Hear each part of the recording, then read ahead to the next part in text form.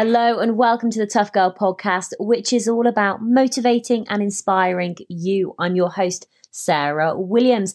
Today, I'm delighted we're going to be speaking to Lindsay Cole, who is a journalist, an adventurer, and a storyteller. She recently walked the length of the rabbit-proof fence in Australia. During this podcast, Lindsay is going to share more about how she got into this life adventure and the different challenges that she's done. Enjoy.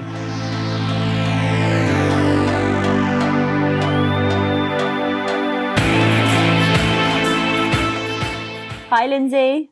Hi, Sarah. How are you? I am fabulous. Now, Lindsay, where are you based at the moment?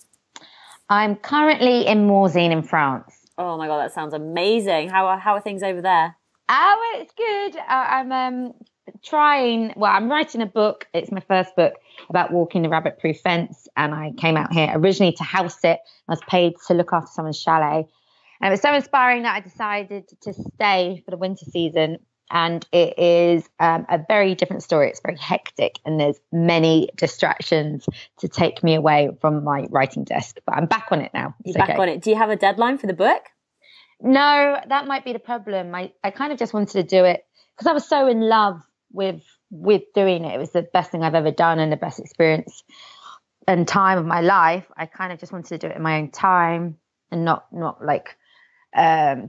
for me to have for when I'm older, or if I ever have kids or grandkids for them to have on a bookshelf in our house. And I didn't want to feel pressured by getting a publisher or feel rejected or all that. But by doing so and not having deadlines, you're kind of a case of your worst enemy. And you can be a bit too relaxed or procrastinate. Yeah, but I have no self-discipline. I don't think that's the case because you've done so many incredible challenges, which we're going to be talking about, such as walking the rabbit-proof fence, which is going to be amazing. But before we do that, how would you introduce yourself? How would you describe yourself? Oh, I don't know, Sarah. I just say I'm Lindsay. Hi. So you wouldn't say that you're like an adventurer or an explorer or a writer or a blogger? No, that all makes me feel quite uncomfortable, actually. I just sort of, I just like doing stuff. Very interesting stuff as well, which is super cool. Well, let's hear a little bit more then about your background and your family and where you come from. Just tell us a little bit more about what life was like growing up for you. Life was fun, very ordinary, very average. I just come from suburbia of London on the outskirts in the home county. Grew up with good friends, still friends with friends that I was friends with when I was 4. So life was very fine. So where did your love of travel and adventure come from? Where did it all start? I was always really curious of travel and the world because our family, we weren't, we were okay, but we weren't minted and we weren't poor, but we never really went on far afield holidays. We'd always probably maybe go as far as Spain or the Canaries. And I had a map of the world atlas as my duvet growing up. So I'd always pore over the map when I couldn't sleep and dream of far-flung places and always wanted to go to. So when I was older, I always wanted to, I always dreamt about traveling, and as soon as I finished school or uni, I just wanted to leave England. Is that what you did? Did you take a gap year? Yeah, well, I finished uni and then someone suggested I did this sun sail where you look after kids in a sailing resort, and I went and I thought I'd have a year out before I got a job, but I had no idea what I wanted to do. So I ended up having 6 years out, and I'd go from place to place, from job to job overseas. And then I came back and did a master's in journalism because I just loved travel and storytelling. Oh my God, amazing. So six years. It's a big old year out. Love it. Tell us a little bit more about what you got up to during those 6 years and where you went. So just, I didn't really want to plonk myself in England because I just wanted to get away. But I had no money. So I did jobs where you got free accommodation and earned money abroad. So I did like a sailing season, a couple of ski seasons, a volunteer project, and a few volunteer projects actually. and then a year in Australia, and just, went from seasonal job to seasonal job. But it was all experience. Absolutely. What was like there must have been like standout moments galore, I imagine. But just share like a few sort of stories from those times. Oh, I think it was the liberty of just, when you're young and have no idea what you want to do, and then you get to the end of one experience and it was so great or not so great. And then I thought, oh, I want to go here next. Or I'd meet someone who's doing something and I'd think, oh, I'd quite like to do that or something similar.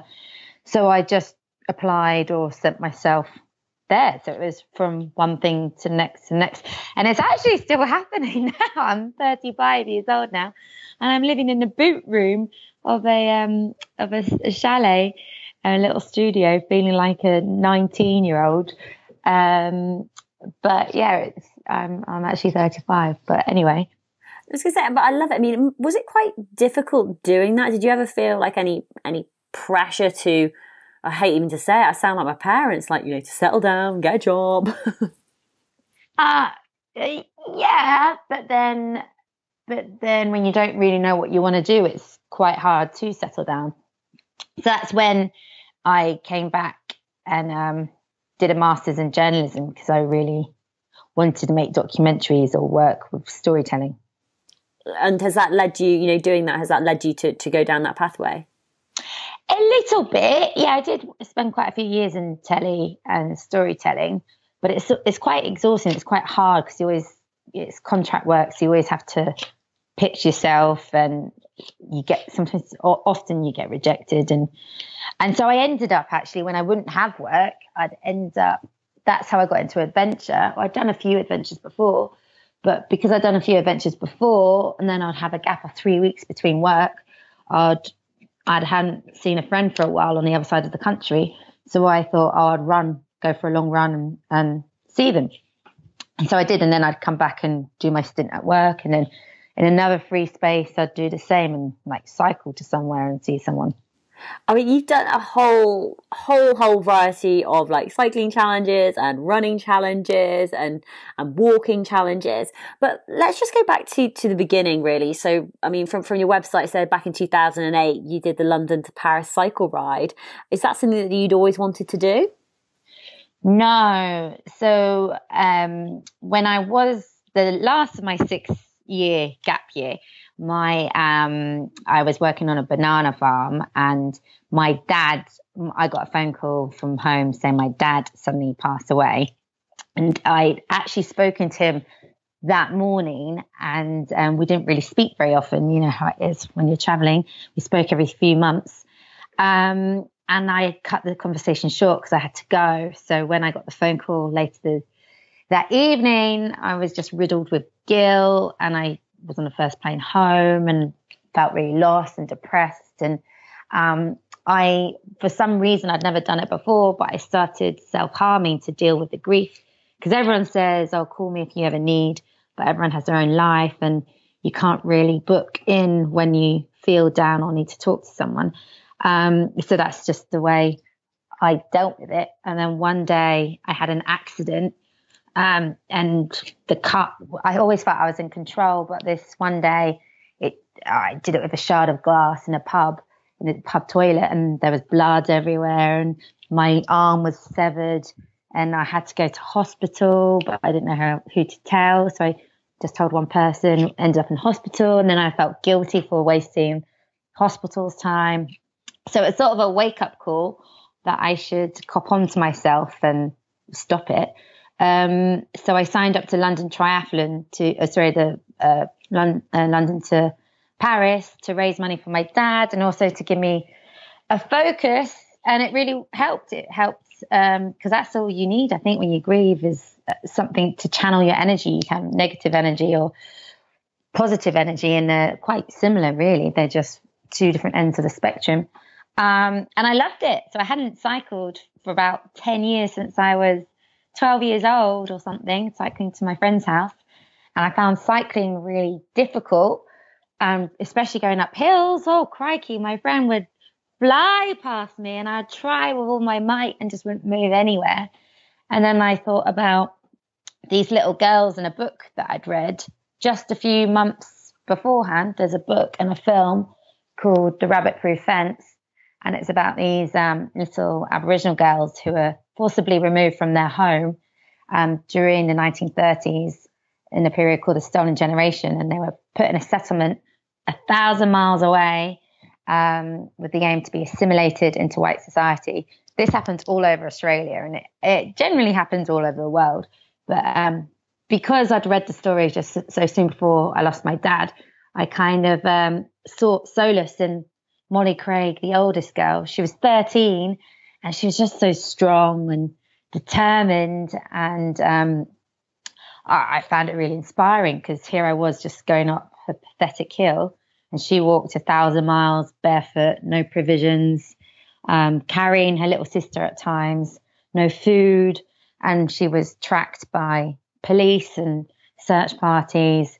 So it just made me put things into perspective. And then when I got to Paris, I really enjoyed it.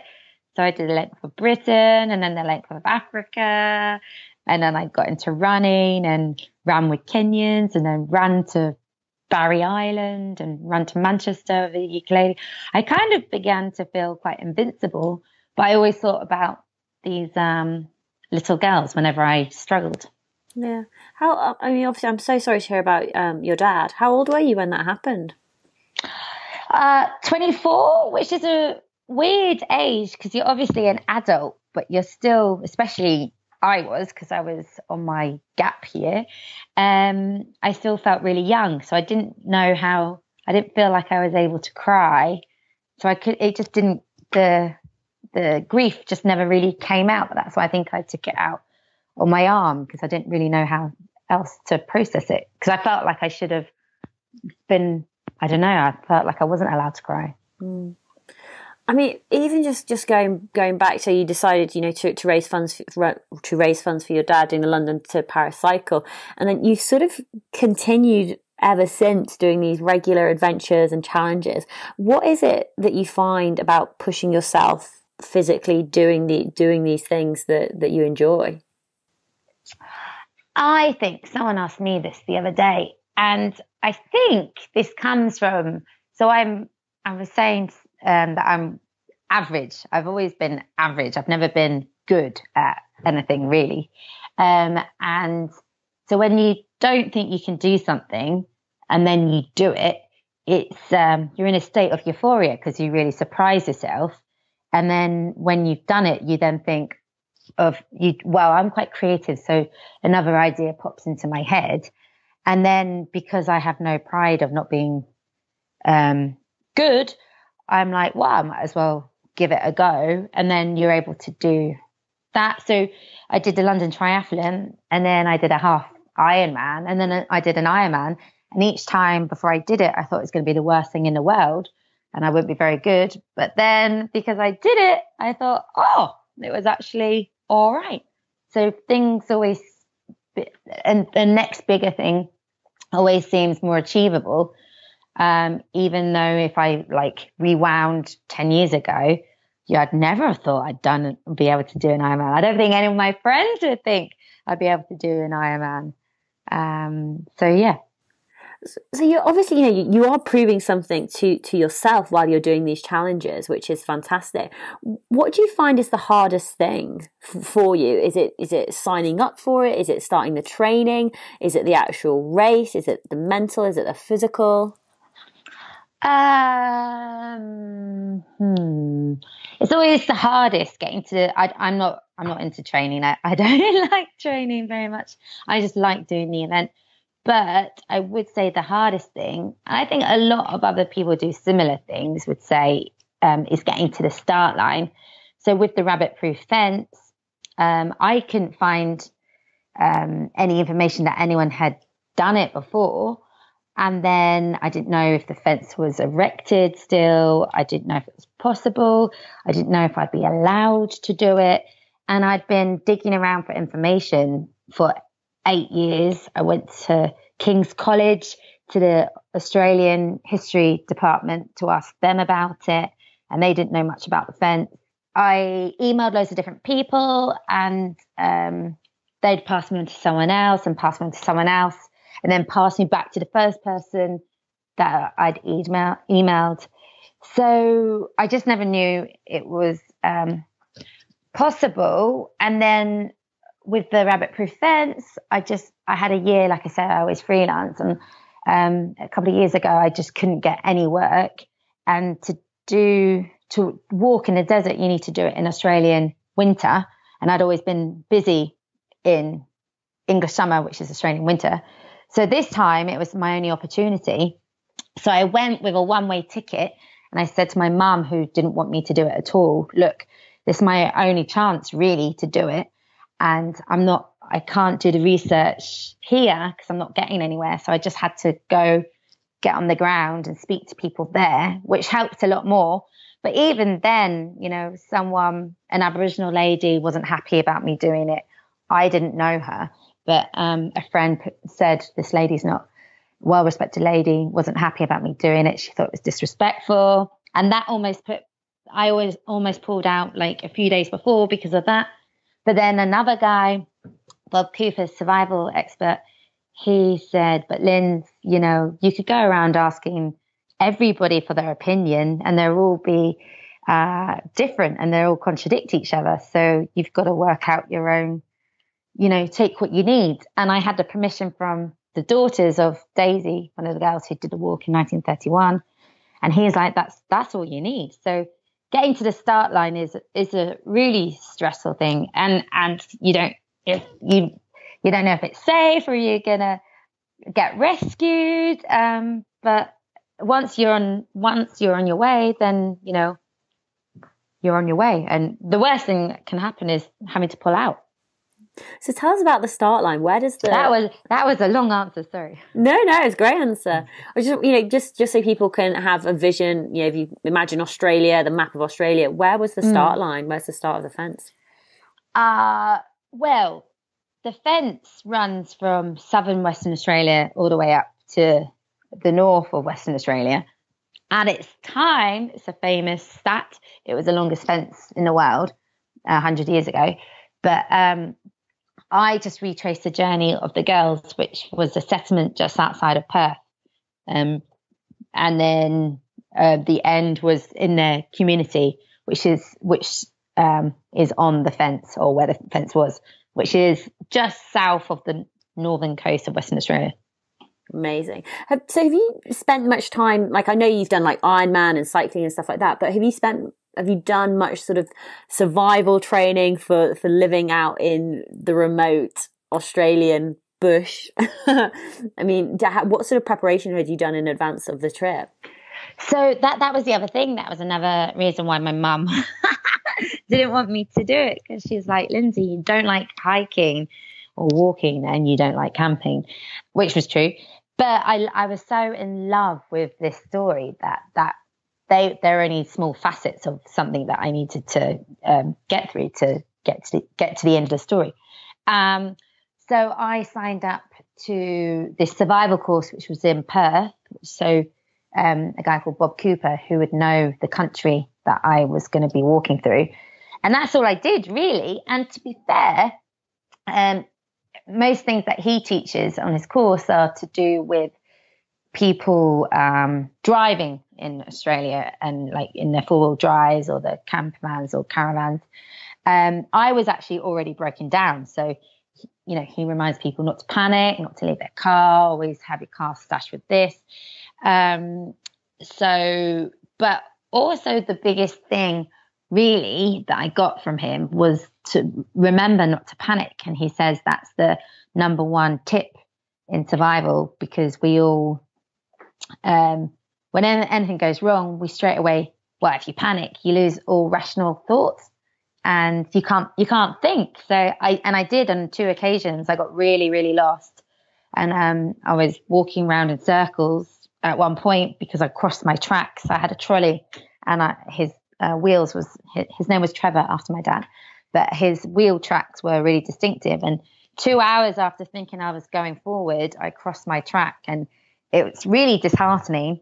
And you just panic, and lose your breath or do everything else you do that happens when you panic. You know, you get hot, you sweat, you can't think. So I just sat on the ground, had a little cry, got it out, and breathed in and out to try and relax.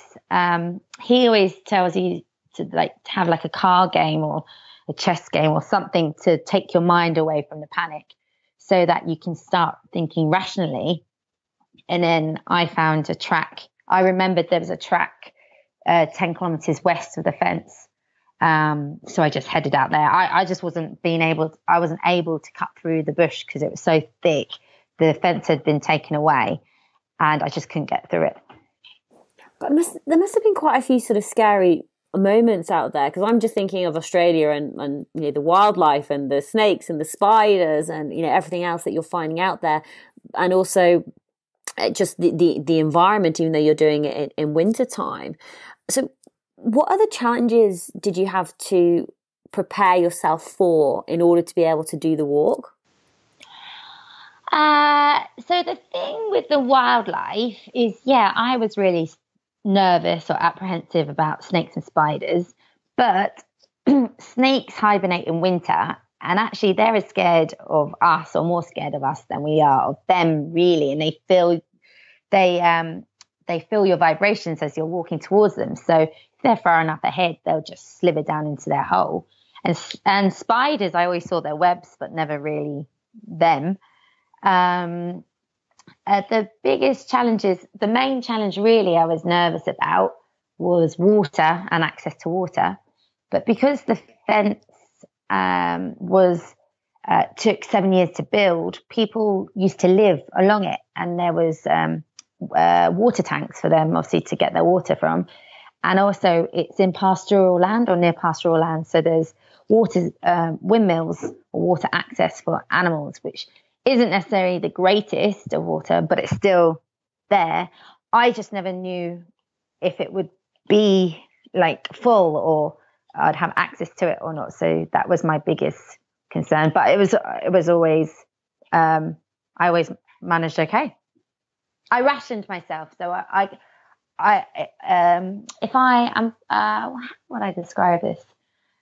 This is why I wanted to do it on my own as well, because I've done things with other people, but because I was so romantically linked to the story, I was prepared to do anything to do it and get through it. And so if that meant only having 1 liter of water a day or going without food for a day or getting stuck, I would have had the mental strength to keep getting to the end because it meant so much to me. So I think that helps as well, pushing you on. Whereas I didn't want to be responsible for someone else if they'd want to pull out, or because I feel like I'd have to pull out, or I don't know. I just wanted to do it on my own as well. Yeah, absolutely. Well, I suppose you know there's so much connection there. You know, linking back to your dad, Trevor, and you know naming the trolley after him. So it was almost this very sort of personal experience for you in retracing the steps. Did you manage to meet obviously not lots of people, but you know, were you bumping into individuals along the way, or you know, did people come and walk with you? How did that work? No, so the fence was erected to keep vermin out of pastoral Australia. So for that reason, there were farmhouses and homesteads, like places called homesteads, which is just one single home in the middle of nowhere, dotted around along the fence. So I passed 6 of them and I called them up. Bob Cooper actually advised me to do this. Called them, found their numbers, which was also actually one of the hardest things, to get their number, and called them up, told them what I was doing. They laughed and ridiculed me and tried to put me off, and said, if you make it this far, you know, you're more than welcome to have a shower. And they all put me up for the night, which was really nice. And then when I got to just towards the end, I stayed at a homestead, and I found out that Molly's daughter was still in Jigalong, and I managed to get her number or something. I can't remember how I got in touch with her, and called her and told her what I was doing, and she said she'd heard about me. And I said, it'd be lovely, or if you want to, you're more than welcome to join me for a bit. And she seemed interested. Then she said, which I thought was really sad, if there's not a funeral that day. So funerals are quite prolific in Aboriginal Australia, which is just so sad because it shows how different, West coastal Australia is to country, inland, outback Australia. They're just different worlds. And then anytime I got reception or was at a place where I could call, I kept Maria updated, Molly's daughter. And my last morning, I was really, really sad on my last day. My last night, I was sad because it was going to be my last night camping. And my last morning, I was really sad because it's really funny. It was sort of like a paradox. Molly, dating Grace, never made it. She went to find her mum halfway through, and then she was actually subsequently taken back to the settlement. But they would have been the spirit soaring and really excited to have made it to their family, whereas I didn't want it to end. I was petrified of finishing because it meant I had to know what was next or go into the real world, or I just didn't know what I wanted to do. So I just wanted to hang on the fence for as long as possible. And I didn't know how it was going to end. So I had like a contingency plan for whatever happened from Perth to the last day. If something went wrong, I could call someone, or I had an emergency pack or flares if I came across wild dogs. But with walking into Jigalong, if Maria wasn't there, she said I could stay with her, then I would have just walked into and it was a Saturday. So Saturdays are like ghost towns in Jigalong it is anyway. People go to the nearest town. So I would have walked in there after 10 weeks and 1,000 miles, and then perhaps have had to have walked out. But it was really nice. She came to join me the last 5 kilometers, and her family piled out of the car and they walked with me. And then we went hunting for honey ants that day, and they put me up for a week and told me stories about Molly, and people in the community came and spoke to me about Molly. And it was just a really overwhelming, heartwarming experience. Oh my God, it must have been so emotional. Having Maria join you for the last 5 kilometers and getting to meet Molly's daughter, but also for you to have gone through those 10 weeks out there, being by yourself, being solo, being unsupported, and then to finish it. I mean, what sort of happened next? Because I think you also got to go and meet Daisy as well. Is that right? Yeah. And the weirdest thing is, which I never said at the time and haven't spoken about much, but my first morning waking up in Jigalong was the 9th anniversary of my dad passing away, which is all just quite, I don't know how much you look into things like that, but it was all kind of quite bizarre or surreal, I think is the best word. But yes, I found out that Daisy was still alive and wanted, obviously, to meet her.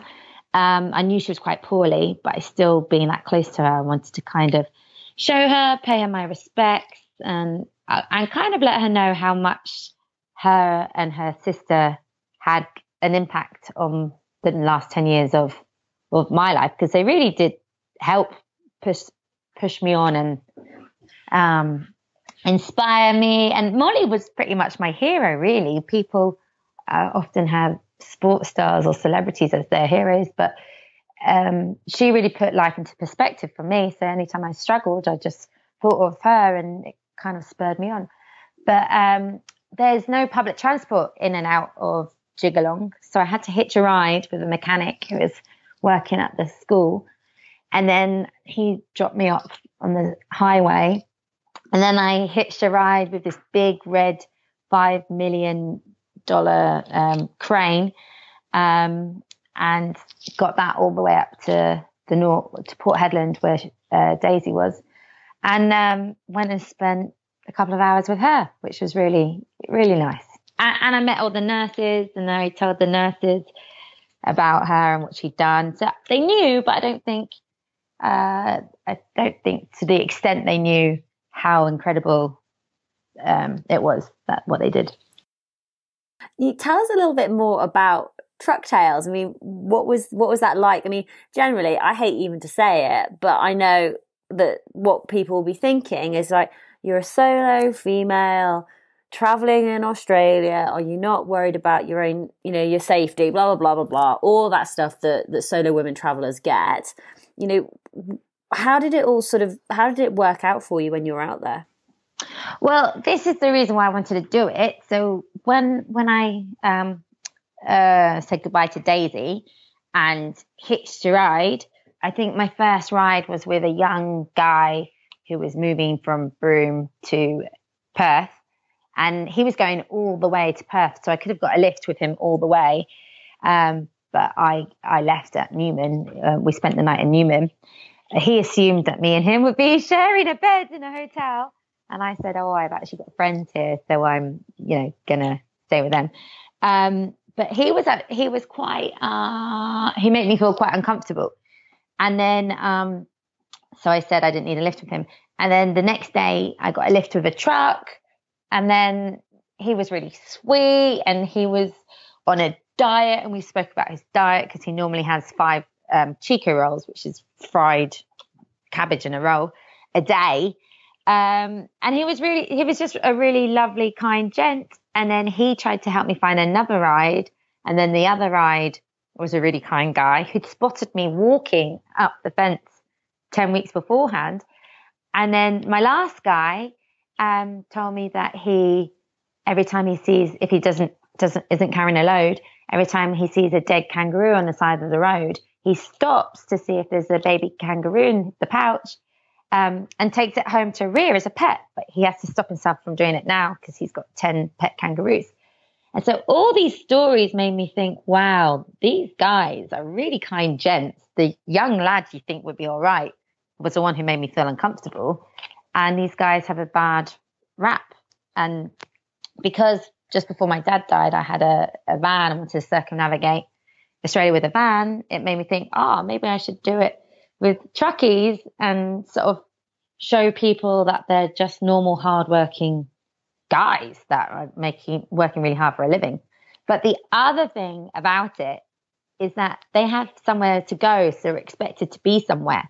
So I kind of felt safe in a way because, they had to turn up somewhere, and before I'd get in, I'd introduce them by telling them to speak to a camera and say who they were.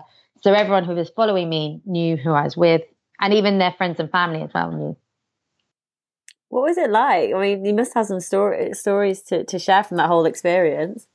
Yeah, it was fun. It was exhausting. It was one of the most tiring things I've ever done in my life, harder than an Ironman for sure, because you'd think that there'd be endless truckies pulling into truck stops, but there was a mining boom about 10 years ago, and the mining is depleted recently, so there's less work for truckies on the road. So there's less work for the truckies, so there's less trucks on the road.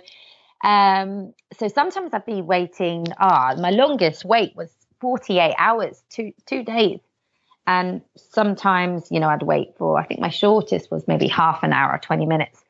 But if I was waiting somewhere for say 12 hours, I would never know that it would be 12 hours. So it's sort of like picking up a friend's friend at the airport or a train station. You look at every person that's walking past you thinking, is this them? Is this them? And for doing that for 12 hours, you're alert. You're constantly alert. So it's exhausting. And then you get the lift, and then you have to talk, obviously, because it would be rude to not, which again is tiring. And then if it was an overnight truck, which some of them were 2 nights, I'd sleep in the passenger seat, which wasn't really a great sleep. So I was exhausted, but the characters were wonderful. They were all so kind and really looked out for me and after me. And I think some of them really liked being involved because they're out on the road for months on their own, weeks at a time. And to have company was, I think, quite refreshing for some of them. Yeah. And they'd share stories. How long did it take you to travel around Australia that way? So I originally wanted to do it so I could get to all the places where my friends were, but I actually saw them after I finished walking the fence, and then decided afterwards that I was going to do it.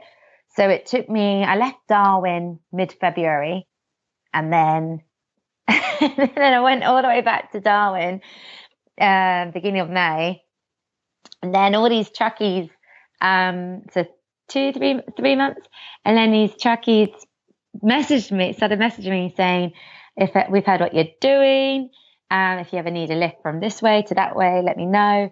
And I needed to go to Alice Springs because I was going to work as a cameleer for a couple of months. I just kept going. I didn't want to go home. And so I took this one truckie up on his lift offer to Alice. And then after that, I was like, well, I might as well keep going on to Sydney. So I did. Amazing. But then you kept on going though, didn't you? All the way. Did you go all the way back to Darwin? No. I went from Darwin all the way around to Darwin, and then to Alice Springs, and then down to Adelaide and round to Sydney. Oh my God, amazing. Were you ready to end the journey at that point? Were you like, yeah, I've done enough trucking now? I think so, but it would feel weird ever, getting public transport or a bus anywhere if I was in Australia. You've got this amazing network now. You can just sort of text your mates and be like, hey. I know. And it's a great way of seeing Australia. Australia is such an incredible country. It's so diverse in its landscape. Going from Darwin down to Adelaide, it changes so much.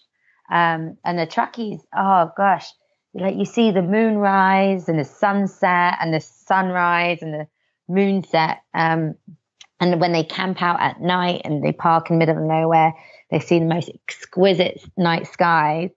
It's just incredible. It's an incredible life. Were you ready did you then fly home then after that? Yeah, I did. What was that like, coming back to the UK, coming back to normality? Did you come back to normality? I don't think I have still. That's why I'm in France. I think I'm delaying. But also, what is normality? I think I always feel like I don't fit in sometimes when I think of normality and think, oh, that's not me. But then you can sort of design your own life, can't you? So that's what I'm figuring out now, sort of what's normal for me. Love it. So what are the plans for you for 2018? Well, there's always something brewing, isn't there? But the book, I'm so in love. I've never felt, I see it as a boyfriend offense, the best boyfriend I've ever had. And I wasn't really ready to be parted with it. So it's like a relationship, and it's like he's the next boyfriend that I didn't want to, I'm regretfully broken up from. So I just really want to, normally I have a new idea and don't finish the thing that I'm on. But I want to focus on trying to finish this book, and then we'll see. But I am going back to Australia in August to do Bob Cooper's advanced survival course. So we'll see what happens after that. I'd love to know even just where your thoughts are going in terms of what the next potential challenges are, because some of your challenges have just been like, I want to say like wacky or quirky, or just like, just quite different. Like, I think one of them is like wearing a nude suit to go to Bude. Is that right? Bude, yeah. So I got into roller skating. I taught myself to roller skate whilst roller skating to Paris. And then when I was back in England, a friend of mine called me, or I caught up with a friend on the phone, and I said, oh, I haven't seen you for years, Lucy. I should come and see you. She's like, yeah, you must. And she lives in Bude. So I was like, maybe I'll roller skate. And then I went to a festival, and a friend who's an actor wore this nude suit, which apparently theatrical actors have. And then when I saw it, I thought nude rhymes with Bude. There you go. So I roller skated to Bude in a nude suit. Amazing. And that was just something like 120 odd miles. Yeah. And I still can't really roller skate very well. I had to have a friend come and join me on a bicycle because I can't stop. So whenever I needed to stop on a hill, I just grabbed onto the back of his bike and he'd press the brakes and then I'd stop. Amazing. So what sort of ideas are you thinking, or what's going on inside your head? I don't really like announcing anything until I know it's going to happen, because then lots of people like to announce it so they make it happen, but I like to know that I'm definitely going to do it, because I think sometimes I get so passionately involved with them that I don't want to let myself down by not being able to do it. No, absolutely. I understand that. So, Lindsay, where's the best place for people to find out information about you and to follow along with your journey? Oh, golly. This is where I'm not very good at, but I have a website, www.lindsaycole.co.uk. And then Instagram, I'm Stompy Cole. Stomper was my nickname at uni. And Facebook is Lindsay Cole -the fence. Amazing. And Lindsay, any final word of advice, any wisdom from what you've learned from doing all of your incredible challenges throughout the years? Let me see. So I think you'll have highs and lows. When I cycled through Africa, I really wanted to cycle through Africa, and I put an ad in the metro to find a team. We didn't get on, the team and I didn't get on. It was a clash of egos, or we maybe did, but it was my first big thing for so long. And I take things, I'm quite sensitive, so I took it all quite personally. But that happens quite a lot, so don't let that put you off, or don't take it personally, or don't think it's about you. But also with regards to something like the fence, it's the best thing I've ever done. And if I listened to my mum, or I listened to, that lady, or I listened to friends who said, don't do it, I would have missed out on the best thing that's ever happened in my life. And I don't really know what I would be doing now, really. Whereas it's just spurred me on to carry on doing things. And sorry, carry on. No, I was just going to say, no matter how small or big, if you have an idea that you'd like to do, but you don't think you can do it, just say to yourself, give it a go. And the worst that can really happen is you having to pull out, which is what I was prepared to do with the fence. I was going to see it as, even if I didn't get to the start line, it would have just been a 2-week holiday in Australia, which would have been a bit extreme. But, at least I could have rested at night when I'm 70 years old and my slippers on by the fire, knowing that I kind of tried. Absolutely, 100%. And sometimes that's what it all comes down to, is just trying, giving it a go. Lindsay, best of luck with all your future challenges. I am very excited to see what you are going to do next, and best of luck with the book as well. I know it'll be fantastic. Thank you so much. Thank you for having me.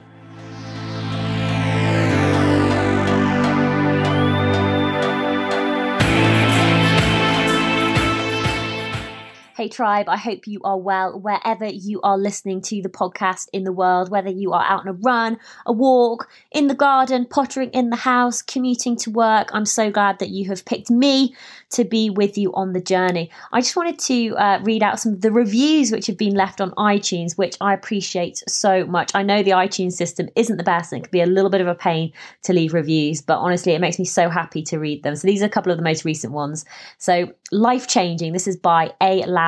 I've been listening to these podcasts back to back since I stumbled across them in December 2017. They are so inspiring, and I booked my first full Ironman as a direct response to listening to what these amazing women have achieved. I highly recommend listening to anyone who wants to step out of their comfort zone and start to challenge themselves to do more and be more. Oh, that's amazing. It makes me so happy. So A. Louder, best of luck with your Ironman training. I hope it's going well, and I hope you're listening to the podcast if you're out on a long run or a long cycle ride. Thank you so much for taking the time to leave a review. Hell's Lacey says, a superb podcast with excellent interviewees who are generally inspiring. Enjoy the binge listening if, like me, you are new to this one. Inspiring podcast promoting women's adventures. That's from Ruffles Sophie, who says, if you're interested in hearing about women sound awesome and inspiring adventures, this is the place for you. Sarah Williams is allowing women to share their stories to increase their exposure and to motivate you to follow your dreams and to live a more adventurous life. She gets the real issues like the mental challenges, costs, and how you can achieve something similar if you want to. Have a listen. Thank you. Thank you, Ruffle Sophie. And German Pogo, 5-star review, says, should come with a warning, ... The warning should be that you'll be inspired to go out and have an adventure. The podcast style is perfect, in my opinion. A nice piece of narrative with perfect insights behind the subject. Nice range of subjects with that tough thread linking them all. And then this is Little Feet Wandering, not a challenge to listen. I've been listening to the Tough Girl podcast for over a year. I learned so much from every episode and have been massively inspired by the incredible women and Sarah's own experiences. Thank you. Claire Zen says, I really enjoy these podcasts. They're inspirational, real and informative. Jim Kent says, really inspirational. In my top 3 favorite podcasts, New Year's resolution, partake in more adventures like these. Can I just say, this is just amazing for me to come and read these reviews, get this little, I have to say, it's a little bit of an ego boost. It just makes me feel as though what I'm doing is being appreciated. People are hearing it. People are being inspired to go out and do their own challenges, which is exactly what I want. So if you are listening and you haven't left a review, please go do and leave a review. It'll just take a couple of minutes, a nice 5-star review. It allows other people to read the reviews and think, should I listen to the Tough Girl podcast? And hopefully they will. And once they've listened to one episode, they'll subscribe and then listen to all of them. And then they'll tell their friends about it, who will then start listening. And then they'll tell their friends about it. And slowly but surely, every single woman and maybe man in the world will get to listen to an episode of the Tough Girl podcast. Thank you so much for all your incredible support. I couldn't do this without you. Big shout out to all of my patrons who have been supporting me since I started on Patreon. If you want to get involved, help to support me with producing this content, you can sign up for $5 a month, $10 a month, $15 a month. Very, very simple process, all done through patreon.com/Tough Girl Podcast. You can see what benefits that you will personally get from being involved as a patron and why you should sign up. There's about 170 women and men who are supporting me now every single month. And what this does, it allows me to fund the running costs of the podcast, because life, like anything in life, nothing is free. So if you're getting benefit from it, if you're being inspired by it and you want to give something back, want to, get some good karma coming your way, sign up to become a patron. That would be fantastic. I will be back with you next Tuesday for another awesome episode of the Tough Girl podcast. New episodes come out every Tuesday at 7 a.m. UK time. Occasionally there's a special one which comes out on a Thursday, so make sure you do subscribe so you don't miss out on any episodes. Thank you again to everybody who took the time out to leave a review. I really do appreciate it. Have an awesome week and I'll speak to you soon. All right, take care. Lots of love. Bye.